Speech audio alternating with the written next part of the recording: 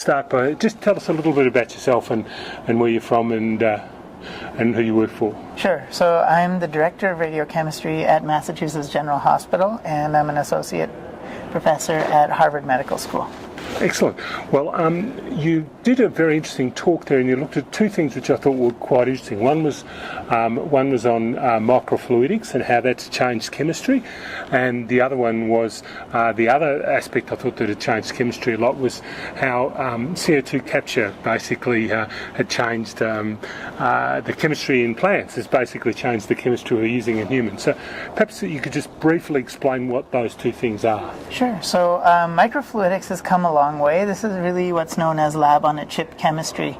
And about 2005, UCLA made a real breakthrough and published a paper in Science showing that they could make FDG on a chip the size of a penny. And since then, companies have come on board to actually commercialize microfluidic apparatus. So one company we partner with is called Advion, and they make a chip which is in our hands, it's 2 meters long tubing, and we flow the liquids through that tube, and the labeled product comes out. This is totally different than the conventional type of radiochemistry where we do batch reactor chemistry, where instead of being in 5 milliliters of solvents, we can be in 15 microliters of total solvent volume. So it's really a small volume microfluidic reaction. People were worried before that if we did such reactions, we would end up with radiolysis and other problems, and that it wouldn't be practical for human use.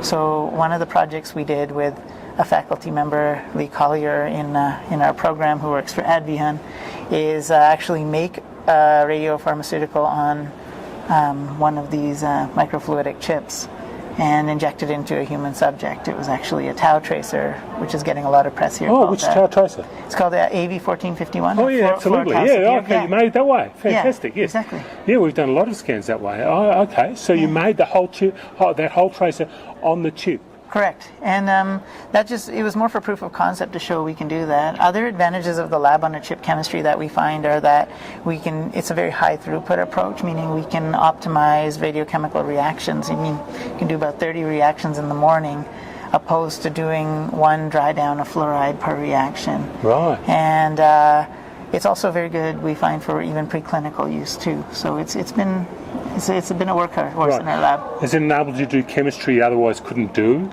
In some cases you can, yeah, because you do get different reaction kinetics, you get different rates of reactions, you get ease of automation, lots of advantages of flow chemistry, which is what this is, versus batch reactor chemistry.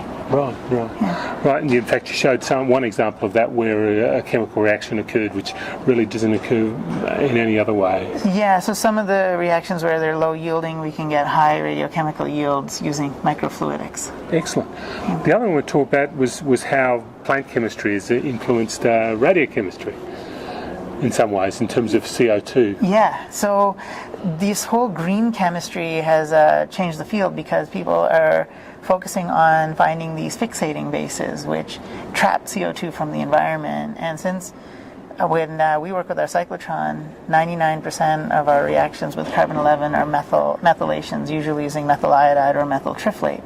In those cases, we start with carbon dioxide. So we thought, rather than converting carbon dioxide to a methylating agent, why don't we see if we can just use it straight out of the cyclotron? So we and other labs have been focusing heavily on labeling carbonyl groups by trapping CO2 directly and using it for reactions. And it's been incredibly efficient.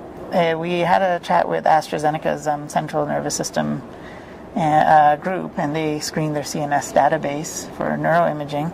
They found about 17% of their compounds could be methylated, but I think the number was around 75% could be labeled by carbonylation if you labeled the carbonyl group. So it opens up the door drastically. Right, because the methyl really needs to be on the end of the molecule, right? So, correct. So this can be in the middle of the molecule, and that enables fluorine chemistry to be done as well in some ways. Absolutely, because now it's a library approach, meaning we make a lot of ureas, unsymmetrical ureas, carbamates, and things that drug companies use for combinatorial chemistry. So now we can take fluorinated amines or fluorinated phenols or different reagents and make them with carbon-11, see if they work in vivo, by using one standard method. And if we get a lead that works, then we can work on optimizing it for fluorination.